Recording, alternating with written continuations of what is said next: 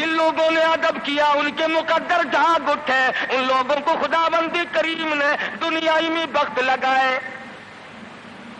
حضرت خالد بن ولید رضی اللہ تعالی عنہ، اطلاع دی گئی، خبر ملی کہ عیسائی سردار عیسائی بادشاہ 1.5 لاکھ کے قریب فوج لے کر مسلمانوں پہ حملہ کرنے کے لیے آیا ہے۔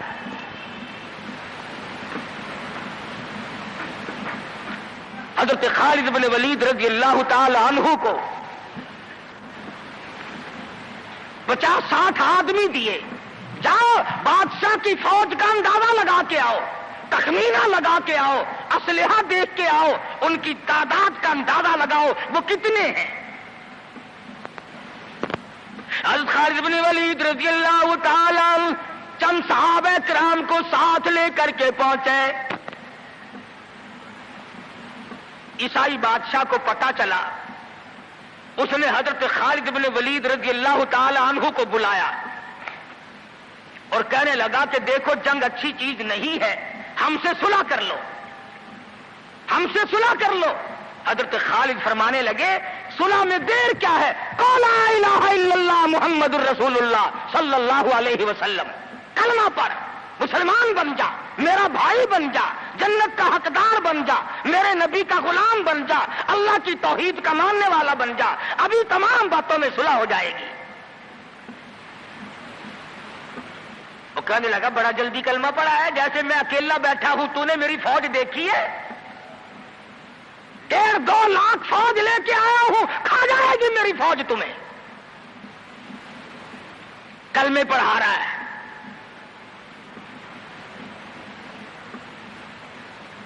حضرت خالد کو کہنے لگا تجھے پتا نہیں تو کس کے سامنے کھڑا ہے؟ فرمایا ہاں ایک عیسائی کافر کے سامنے کھڑا ہوں۔ وہ کہنے لگا ہے کوئی جلاد؟ فوراً تلوار لے کر حاضر ہو گئے، کہا اس گستاخ کی گردن کاٹ مارو۔ حضرت خالد کے ساتھ 2 آدمی اور تھے، انہوں نے یہ نہیں کہا ہے جی اجی ہم تو یوں ہی بات کر رہے تھے جی، اجی آپ برہم ہو گئے، اجی حضور آپ ناراض ہو گئے۔ حضرت خالد نے یہ نہیں فرمایا کہ باہر والوں کو اطلاع کر دو، وہ 50-60 آدمی تو ہمارے ساتھ مل جائے۔ 2 ساتھیوں کو فرمایا اب ایک دوسرے کی طرف مت دیکھنا، تلوار نکال لو، انشاءاللہ حوض کوثر پہ ملاقات ہوگی۔ 3 آدمی 1.5-2 لاکھ کے مقابلے میں ٹکرا گئے، یہ نہ سوچا کہ ہوگا کیا۔ حضرت خالد بن ولید رضی اللہ تعالیٰ عنہ اور 2 ساتھی اور تمام کافروں کی فوج میں گھر گئے، جنگ شروع ہو گئی۔ ابو عبیدہ بن جراح رضی اللہ تعالیٰ عنہ کے خام میں مدنی کریم صلی اللہ علیہ وسلم تشریف لائے، فرمایا ابو عبیدہ تو سویا ہوا ہے، میرا خالد گھیرے میں آ گیا۔ گھبرا کے اٹھے، شور مچایا، لوگوں جلدی کرو پہنچو، خالد گھیرے میں ہے۔ حضرت خالد کی بیوی ام تمیم سنتی ہے، کہنے لگی نہیں مجھے یقین نہیں آتا، میرا خالد گھیرے میں آنے والا نہیں، آ ہی نہیں سکتا۔ گھر میں کھڑی ہو کر چاروں طرف نظر مارتی ہے، دیکھتی کیا ہے؟ وہ ٹوپی جس میں امام الانبیاء محبوب کبریا حضرت محمد مصطفیٰ صلی اللہ تعالی علیہ وسلم کے منہ مبارک رکھے ہوئے تھے، وہ بھول آئے۔ ام تمیم کہتی ہے خالد تو ضرور گھیرے میں آ گیا، تیری ٹوپی یہاں رہ گئی۔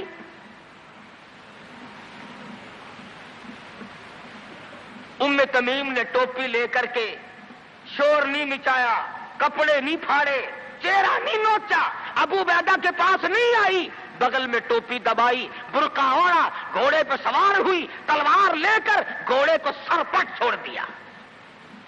صحابہ دیکھ رہے تھے، ارے یہ کون ہے؟ یہ کوئی جاسوس معلوم ہوتا ہے، اسے پکڑو۔ صحابہ نے گھوڑے دوڑائے، گھیرے میں لے لیا، پوچھا برقع پوش تو کون ہے؟ کہنے لگی نہ چھیڑو، خالد کی بیوی ام تمیم ہوں۔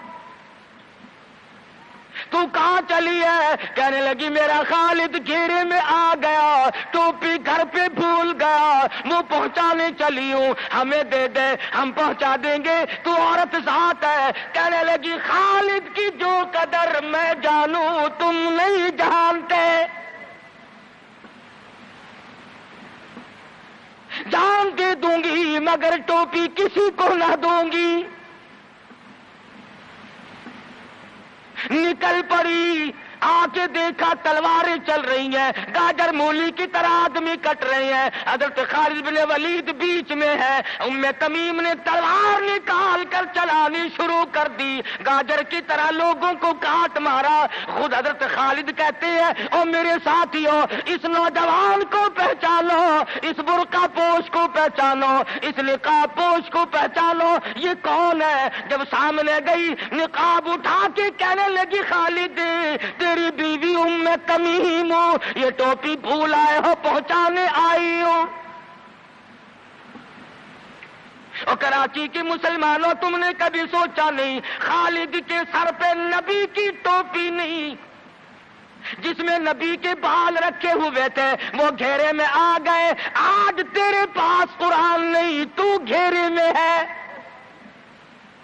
وہ ٹوپی گھر پہ بھول آیا تھا، تو قرآن کو مسجد میں قید کر کے آیا، آج تو کفر کے لرزے میں پھنسا ہوا ہے، تو گھیرے میں ہے، تجھے کوئی نہیں نکال سکتا اللہ کے قرآن کے سوا۔ تم کتنی عسکری طاقت بڑھاؤ، تم تعداد بڑھا لو، تم چھوٹے بڑے زور لگاؤ، کتنی تم کوشش کرو، خدا کی قسم جب تک تم اللہ کا قرآن لے کر کے نہیں بیٹھتے اس وقت تک تمہارا گھیرا نہیں ٹوٹ سکتا۔ تم نے اللہ کے قرآن کو مسجد میں قید کر دیا،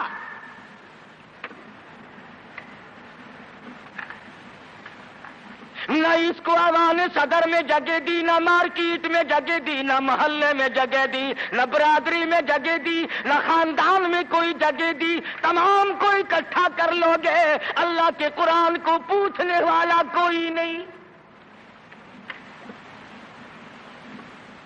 کون پوچھے؟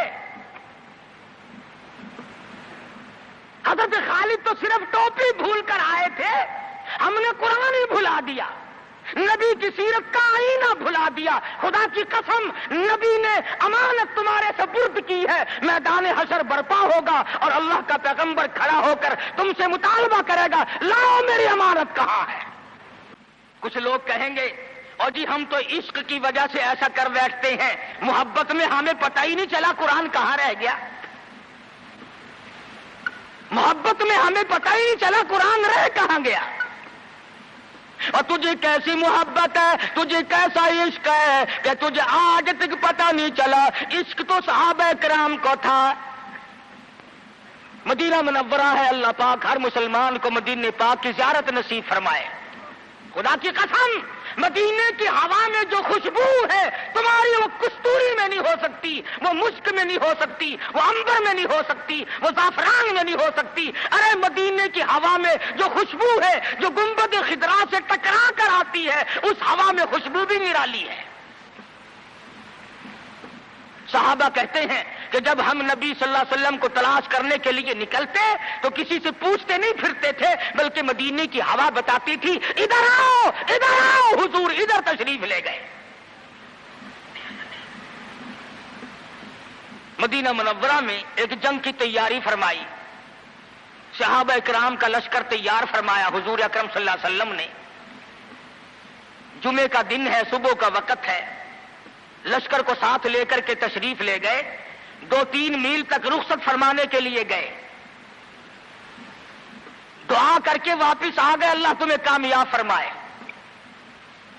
صحابی ہے حضور اکرم، سب کہہ دو صلی اللہ علیہ وسلم کا۔ آؤ عشق کی بات تمہیں بتاؤں،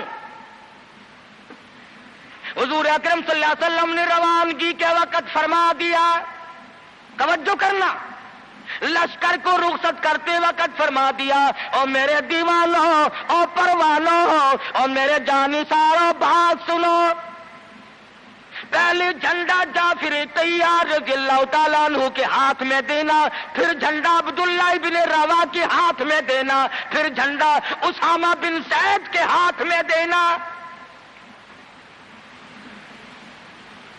حضور کے کلام کی مراد کو اگر صحابہ نہیں جانتے تو کون جانتا ہے؟ سمجھ گئے صحابہ کہ جعفر طیار شہید ہوں گے. یہ جو حضور نے فرمایا پھر اس کو دینا، پھر اس کو دینا. حضور صلی اللہ علیہ وسلم کے کلام کی، فرمان کی، ارشاد کی مراد اور منشا غرض و غائب صحابہ سمجھ گئے کہ جعفر طیار شہید ہوں گے، اور پھر عبداللہ بن رواح بھی شہید ہوں گے، اور اسامہ بن زید بچ کے آئیں گے. صحابہ کا تجربہ تھا حضور کے کلام کو سمجھنے کے لیے.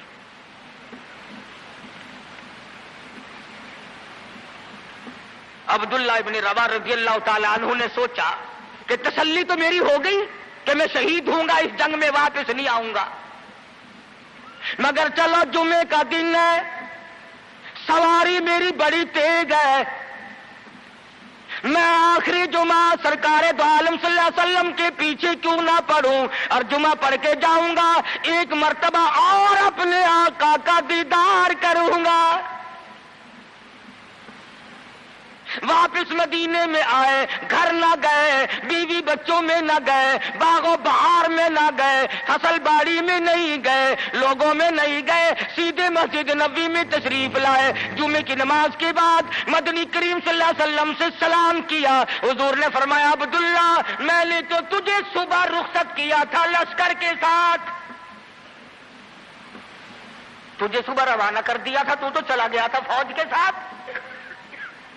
عرض کیا یا رسول اللہ میرے ماں باپ قربان ہو جائیں، آپ کے فرمان سے میں نے یہ اندازہ لگایا کہ میں شہید ہو جاؤں گا، میرا یہ آخری جنگ ہے، یہ آخری جہاد ہے. میرے دل میں ایک بات آئی، آج جمعے کا دن ہے، اپنے آقا کے پیچھے جمعہ بھی پڑھوں، آخری جمعہ پڑھوں اور آخری دیدار کر کے جاؤں. اب تھوڑے سے مجھے آپ بول کے بتائیں عبداللہ ابن رواح کا یہ عشق ہے کہ نہیں؟ کوئی ڈر کی بات نہیں، کوئی خوف کی بات نہیں، بیوی بچوں کی محبت نے نہیں کھینچا، باغوں کو دیکھنے نہیں گیا، بچوں سے ملاقات کے لیے نہیں گیا. ارے حضور کا عشق ہے، کہتا آخری جمعہ، آخری دیدار، آخری ملاقات. اور عرض کیا میرے آقا میں اپنے ساتھیوں کو جا ملوں گا، میری سواری بڑی تیز ہے. امام الانبیاء محبوب کبریا حضرت محمد مصطفیٰ صلی اللہ علیہ وسلم کا چہرے انور سرخ ہو گیا. فرمایا عبداللہ تو ساتھیوں کو نہیں مل سکتا، نہیں مل سکتا. جب تیرے ساتھی جنت میں جائیں گے 500 سال بعد میں بہشت میں جا سکے گا.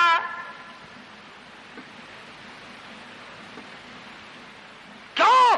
اس لیے چاہے تم عشق کے تحت آئے، محبت کی وجہ سے آئے، جذبے کی وجہ سے آئے، جمعے کے لیے آئے، میرے دیدار کے لیے آئے، میری ملاقات کے لیے آئے، جب میں نے رخصت کر دیا تھا میرے حکم میں تاخیر کیوں کی؟ پتا چلا عشق بھی وہ مقبول ہے جو حضور کی غلامی کے اندر ہو. غلامی سے باہر جو عشق ہے وہ عشق نہیں، وہ فریب ہے، وہ دجل ہے. آج آپ دیکھ لیں، نام دیکھو، شکل دیکھو، نام ہوگا عاشق رسول اور شکل دیکھو تو خدا کی قسم بالکل ایسا معلوم ہوگا جیسے اندرا کا بھتیجا ہو.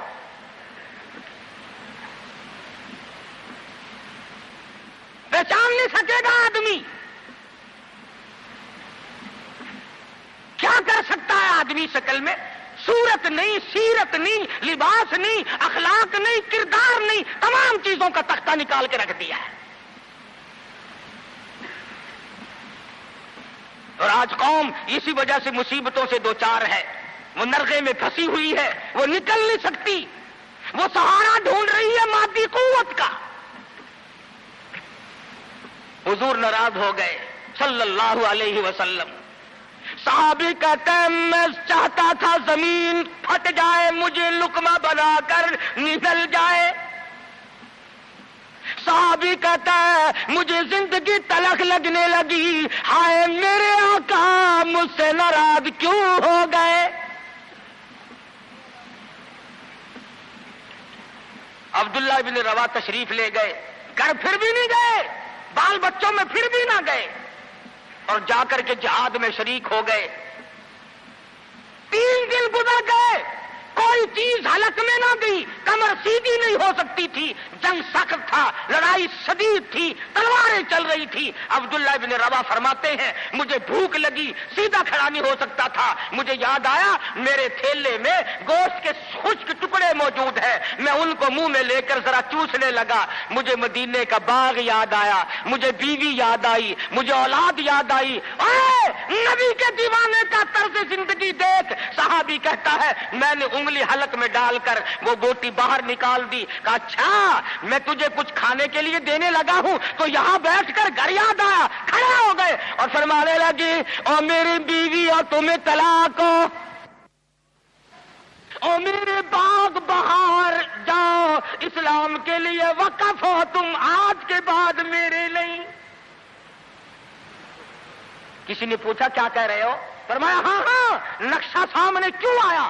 آخری وقت میں دنیا کا نقشہ میری آنکھوں میں کیوں کھینچا؟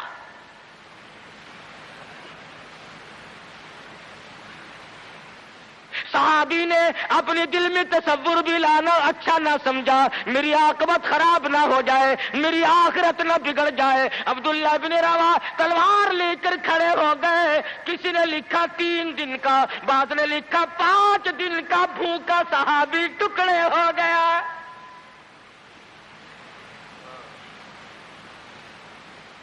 یہ تھا عشق جسے عشق کہا جاتا ہے، لیکن حضور کی اندازہ لگاؤ حکم میں تاخیر کی وجہ سے 500 سال بعد کو بہشت میں جا سکے گا، اور جنہوں نے حضور کے احکام کو سرے سے ٹھکرا دیا، سرے سے ماننا ہی نہیں، انکار کر دیا، اب یہ فیصلہ تم کرو، اب یہ فتویٰ تم دو کہ وہ جنت میں کب جائیں گے۔ امام الانبیاء محبوب کبریا حضرت محمد مصطفیٰ صلی اللہ تعالی علیہ وسلم کے دیوانوں نے حد کر دی، پروانوں نے حد کر دی، جس صورت سے بھی ان کو لگایا گیا اسی صورت سے وہ آگے بڑھتے رہے۔ فاروق اعظم کی حکومت ہے، سب کہہ دو رضی اللہ تعالی عنہ۔ مصر کے علاقے میں کافروں نے ایک سازش بنائی، لڑکیوں کو ہار و سنگار کر کے کوٹھے پہ کھڑا کر دیا۔ پروگرام مسلمانوں کو پہلے معلوم ہو گیا کہ مسلمان فوج کے کلچر کو تباہ کرنا چاہتے ہیں، مسلمان کے اخلاق و کردار کو برباد کرنا چاہتے ہیں۔ فاروق اعظم کو خط لکھا، اور راستہ کوئی نہیں فوج کے گزرنے کا، ایک ہی راستہ ہے، اور اس راستے کو خراب کر دیا گیا، اس راستے میں کانٹے بچھا دیے گئے، حسن کی دولت بکھیر دی گئی تاکہ مسلمانوں کا دل خراب ہو۔ ارے یہ کافر کا بھی عقیدہ ہے کہ اگر مسلمان کا پاؤں پھسل گیا پھر یہ جہنم سے اڑے نہیں ٹھہرتا۔ فاروق اعظم رضی اللہ تعالیٰ عنہ نے خط کا جواب دیا اور صاف صاف لکھ دیا کوئی پریشانی کی بات نہیں، ساری فوج کو اکٹھا کر کے قرآن کی آیت سنا دو، ساری فوج کو اکٹھا کر کے قرآن سناؤ۔ چنانچہ کمانڈر نے، سپہ سالار نے فوج کو اکٹھا کیا اور قرآن کریم سنا دیا، وَقُلْ لِلْمُؤْمِنِينَ يَغُضُّوا مِنْ أَبْصَارِكُمْ وَيَحْفَظُوا فُرُوجَكُمْ ذَلِكُمْ أَزْكَىٰ لَكُمْ إِنَّ اللَّهَ خَبِيرٌ بِمَا يَصْنَعُونَ۔ مسلمانوں، اپنی نظروں کی حفاظت کرو، اپنے ایمان کی حفاظت کرو۔ اگر تم کنکھی آنکھوں سے بھی دیکھو گے خدا تمہاری ساتھ ہے، وہ تمہاری تمام حرکتوں کو دیکھتا ہے۔